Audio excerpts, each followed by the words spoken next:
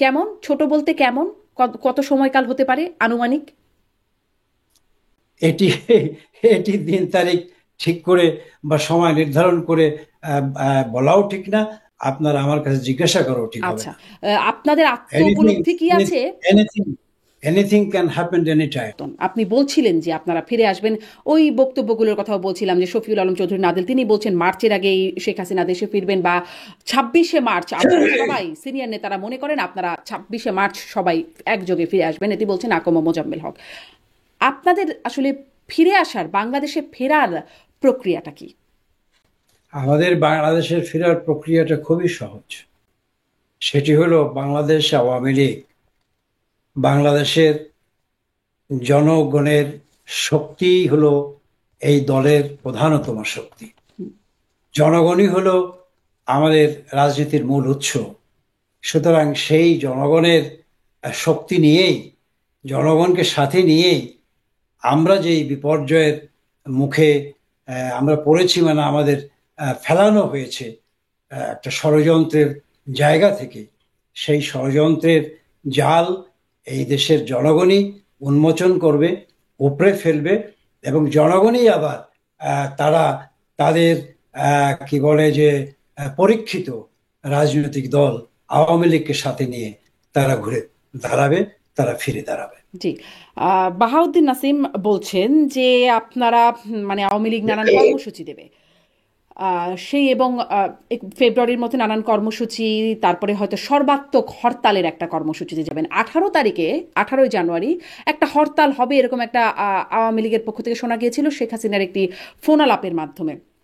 সেটি যাচাই বাছাই করার সুযোগ যদিও কারো ছিল না, কিন্তু সেই হরতালটি হয়নি। গেল বছরের 10ই নভেম্বর নূর হোসেন দিবসেও আপনারা ডাক দিয়েছিলেন 0 পয়েন্টে জমা হওয়ার, কিন্তু সেখানেও খুব একটা করা যায়নি। মানে কারণ সেটিও একটা যথেষ্ট কারণ আছে দেশে, সেইভাবে দাঁড়াতেও পারেনি মানুষ। কিন্তু কেনই বা দাঁড়াবে মানুষ? নেতারা যখন দেশের তাদের সাথে নাই, কিংবা তাদের পাশে, সাধারণ এই যে কর্মীরা, সাধারণ মানুষ কেন তাদের জীবনের ঝুঁকি নিয়ে দাঁড়াবে? এই যে হয় নাই, আপনি বললেন 10ই নভেম্বরের কথা, হরতালের কথা, 18 তারিখের কথা, হয় নাই।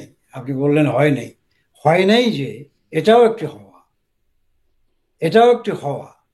কারণ কেন হয় নাই সেটা নিশ্চয়ই আপনার যদি সত্য আহ, উপলব্ধির একটা সরল স্বীকৃতি হুম। বা সকল স্বীকারোক্তি আপনার মধ্যে থাকে, তা নিশ্চয়ই আপনি আমার চেয়ে ভালো বলতে পারবেন কেন হয় নাই।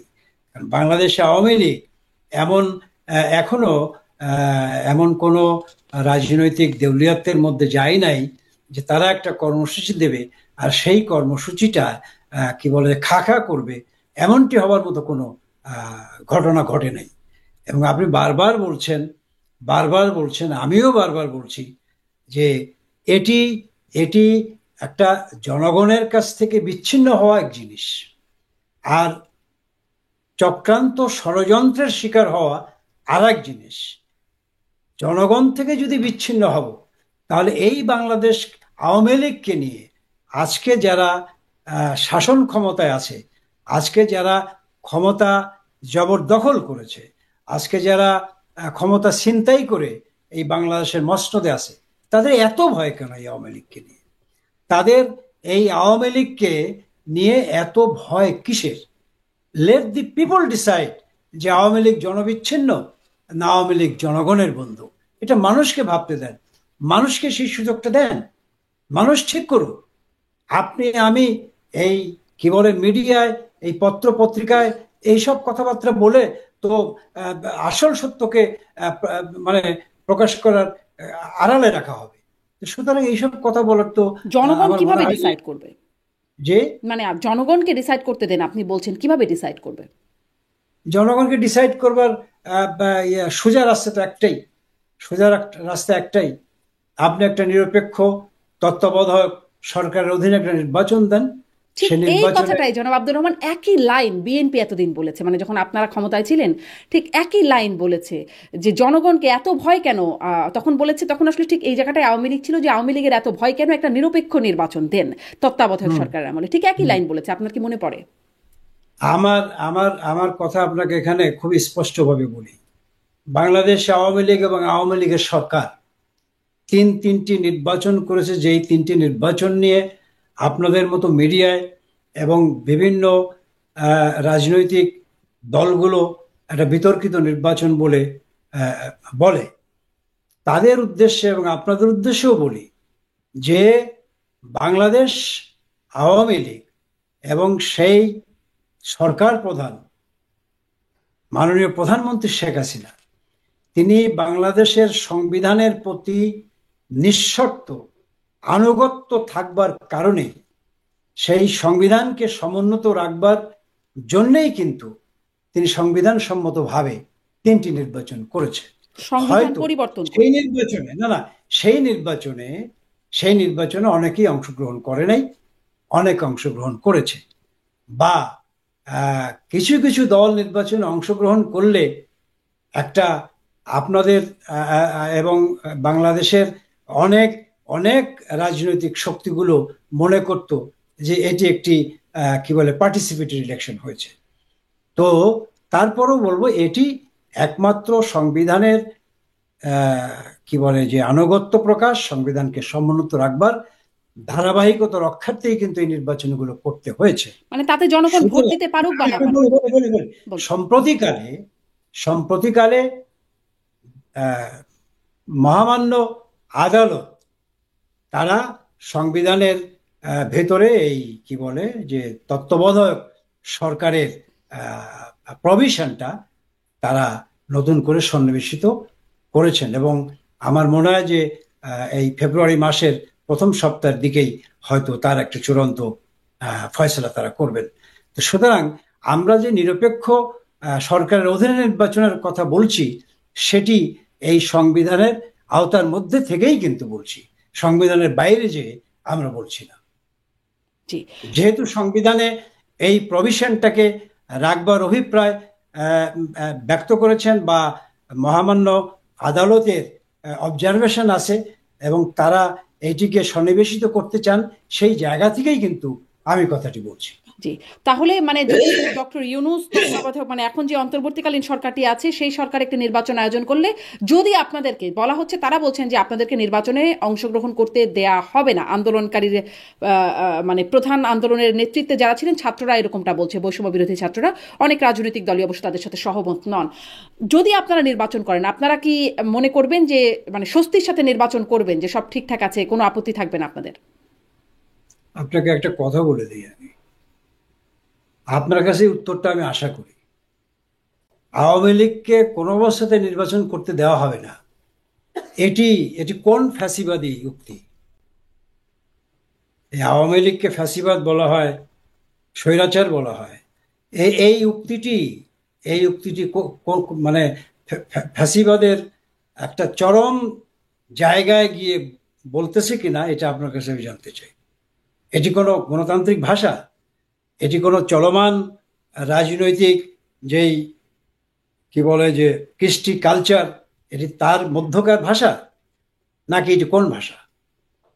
জি, সেই প্রশ্নটি আপনি করতেই পারেন। সেই প্রশ্নটি করা যে খুব অযৌক্তিক তাও নয়, এই প্রশ্নটি আপনি করতেই পারেন, কোন দল কেন নির্বাচন করতে কেউ দেবে না, এই সিদ্ধান্তটা কিভাবে?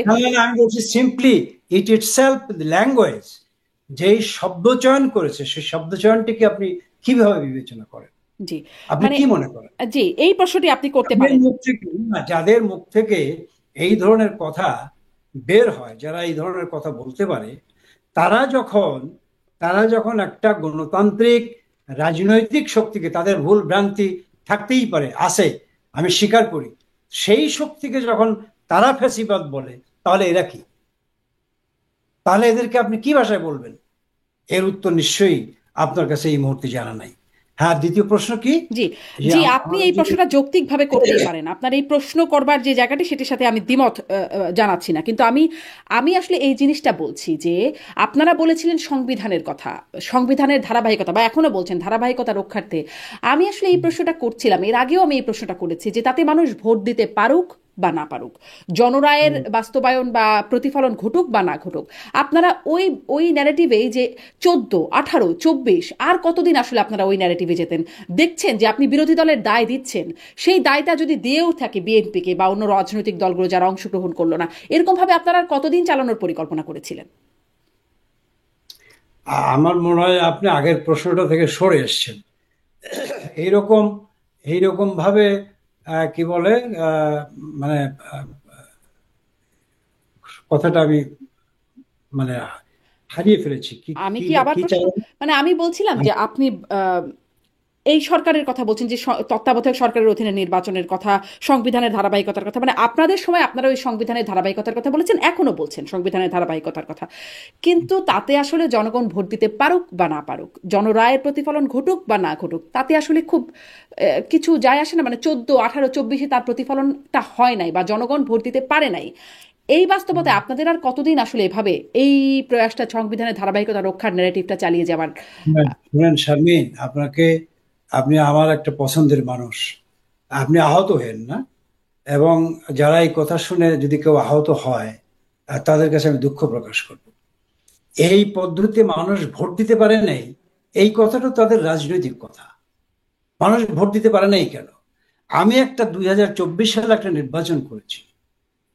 সেই নির্বাচনে আপনার 3 জন প্রার্থী ছিল, এবং আমার 194টা ভোট কেন্দ্র। আপনাকে আমি ওপেন চ্যালেঞ্জ করলাম, আপনি একটা ভোট কেন্দ্রে, 194টা ভোট কেন্দ্রের মধ্যে একটা ভোট কেন্দ্রে যদি বলেন বা খুঁজে বের করতে পারেন যে সেখানে ভোট পড়ে নাই, কেউ ভোট কারচুপি করেছে, সেখানে ভোটের কি বলে গরমিল হয়েছে, বা ভোটের কি বলে যে আপনার কেউ কারসাজি করেছে, তাহলে আমি আর কোনোদিন নির্বাচনী রাজনীতি করব না। এবং কঠিন প্রতিদ্বন্দ্বিতার মধ্যে সেখানে 52-52% বেশি ভোট সেই কি বলে যে নির্বাচনে পড়েছিল। বাংলাদেশে কিছু কিছু মানুষ ভোট দেয় নাই, ভোট কেন্দ্রে যায় নাই। সেই সেই দায়িত্বটা সেই দায়িত্বটা তো আমরা কিভাবে নেব? যারা যায় নাই, যদি ওনারা যেতেন আমরা খুশি হতাম, যান নাই তাদের রাজনৈতিক পরিকল্পনার অংশ হিসেবে। সুতরাং সেই দায়ভারটা তো আমাদের উপরে যদি চাপিয়ে দেন, তাহলে আমাদের প্রতি অবিচার করা হবে। তাহলে আমি বলবো আমাদের প্রতি আপনারা অবিচার করবেন। জি, আপনারা বিএনপি বা যে রাজনৈতিক দলগুলো নির্বাচনে অংশগ্রহণ করে নাই তাদের প্রতি সুবিচার করেছিলেন? যে মানে বিএনপি বা বিরোধী দলে যারা সেই সময়ের রাজনীতিক ছিলেন তাদের প্রতি আপনারা সুবিচার করেছিলেন? বিএনপি, বা মানে বিরোধী রাজনৈতিক দলগুলো যারা ছিল, বিশেষত বিএনপি, তাদের প্রতি আপনারা কি সুবিচার করেছিলেন? না, আমরা সুবিচার মানে অবিচার অবিচার তো আমরা করি নাই। সুবিচার করবার জন্য তো তাদেরকে আহ্বান করেছিলেন মাননীয় প্রধানমন্ত্রী বারে বার, যে আপনারা নির্বাচনে অংশগ্রহণ করেন। তারা তো নির্বাচনে অংশগ্রহণ করে নাই, এবং আজকেই তো বুঝতে হবে কেন তারা সেদিন নির্বাচনে অংশগ্রহণ করে নাই, এবং কেন তারা সংবিধানের যে ধারাবাহিকতা তারা সমুন্নত রাখবার ক্ষেত্রে সহায়ক ভূমিকা পালন করে নাই। আজকে তো একটা সাংবিধানিক ক্রাইসিস সৃষ্টি হলো, আজকে তো সাংবিধানিক একটা সংকট তৈরি হলো। এটি তো আপনাকে স্বীকার করতেই হবে যে আজকের এই অন্তর্বর্তীকালীন সরকার তো সাংবিধানিক কোনো সরকার নয়, এটা একটা অবৈধ সরকার। তো সুতরাং এমন একটা এমন একটা সাংবিধানিক ক্রাইসিস তৈরি হোক, সংকট তৈরি হোক, এটা কি আমাদের বাংলাদেশের মানুষের কাছে কাম্য? এটি কি একটা কি বলে যে আমরা একটা সুনাগরিক হিসেবে এটি আমরা কামনা করতে পারি, আশা করতে পারি, আশা করা উচিত? কিন্তু সেই আজকে বলবেন যে সেইখানে তো আপনার ক্ষমতাচ্যুত হয়েছি, কিন্তু কি হয়েছে? সাংবিধানিক শূন্যতা এসেছে, সংকট এসেছে। আজকে একটা অসাংবিধানিক সরকার এই মাথার উপরে চেপে বসেছে। আর আপনি বাংলাদেশ আওয়ামী লীগের গত 3 টার্মের সরকারের নানান সংসদ সদস্য, মন্ত্রী, নানান অনিয়ম, অনুযোগ, অভিযোগের কথা আপনি তুলে ধরেছেন। তারা এইটা করে নাই, এইটা করা উচিত ছিল। হ্যাঁ, অবশ্যই অবশ্যই উচিত ছিল, হয়তো করে নাই, ভুল হয়েছে। কিন্তু আপনার কাছে আমি জানতে চাই, এই বিগত 6টা মাসের একটা পরিসংখ্যান আপনি নেন না, যে এই বর্তমান সরকারের কার্যকাল নিয়ে, তাদের কার্যকলাপ নিয়ে আপনি একটা কি বলে প্রতিবেদন দাঁড় করান, যে তারা যেই প্রতিশ্রুতি, যেই আকাঙ্ক্ষার প্রতিফলন ঘটাবার জন্য একটা অসাংবিধানিক সরকার হয়েও তারা ক্ষমতায় চেপে বসলো, তারা কি বাংলাদেশের মানুষকে দিয়েছে? আজকে তারা কোথায় কতটুকু লুণ্ঠন করেছে? মাত্র 4 মাসে এক পোল্ট্রি খাত থেকেই 720 কোটি টাকা লোপাট হয়েছে 4 মাসে। 4 মাসে একমাত্র পোল্ট্রি খাতে। তো সুতরাং আপনি নেন আজকে সরকারের আপনি যেভাবে খতিয়ান দিলেন, আমি খুশি যে আপনি অনেক খবর রাখেন এবং আপনার একটা সদিচ্ছা আছে। আপনি যথার্থ অর্থেই আপনার এই গণমাধ্যমের মধ্য দিয়ে আপনি সত্যিকার অর্থেই একটা স্বচ্ছতা, কি বলে, জনগণের আকাঙ্ক্ষার প্রতিফলন ঘটাতে চান। আমি অ্যাপ্রিসিয়েট করি। সঙ্গে সঙ্গে আপনার কাছে আমি দাবিও করি যে আপনি বর্তমান অসাংবিধানিক অবৈধ সরকারের এই 6-7 মাসের যে কার্যকাল এবং তাদের যে কার্যকলাপ, এর একটা ফ্রিস্তি আপনি তৈরি করেন, জি। জাতি উপকৃত হয়। জাতি বর্তমান উপকৃত। সরকারের কারোর সাথে যখন কথা বলবার সুযোগ হয় আমার, বা সরকার সমর্থক কারোর সাথে কথা প্লিজ বলবার, আপনি আপনি আপনি তাদের কার্যকলাপের খতিয়ানটা তৈরি করে তাদের সাথে কথা বলেন। জি, আপনার জন্য সুবিধা হবে, বাংলাদেশের মানুষ উপকৃত জি, হবে। সেটি তাদের সাথে যখন কথা বলার সুযোগ হয়, তাদের নামে নানান অভিযোগ অনুযোগ আছে, সেই বিষয়গুলো নিশ্চয়ই আমি তাদের সাথেও সেইভাবে কথা বলবার চেষ্টা করি। আপনি যেই বিষয়গুলো বলছিলেন নিশ্চয়ই মানুষ শুনছেন, আপনার নেতাকর্মীরাও শুনলেন, সেটি তারা কিভাবে নেবে এবং আহ, কিভাবে আপনারা আসলে ফেরার পরিকল্পনা করছেন, এবং সেটি দিন শেষে, সেই যে শব্দটি দিন শেষে, সেই দিনটি কত লম্বা হয় সেটি নিশ্চয়ই আমরা সামনে দেখব, এবং তখনও আপনার সাথে কথা বলবার সুযোগ হবে। অনেক ধন্যবাদ জনাব আব্দুর রহমান, আপনি অনেকটা সময় আপনি আমাকে দিয়েছেন, অনেক ধন্যবাদ। আপনাকেও ধন্যবাদ। আপনাকেও ধন্যবাদ। আপনি ভালো থাকবেন। জি, নিশ্চয়ই আপনার সাথে আবারও দেখা হবে। নিশ্চয়ই, অনেক ধন্যবাদ।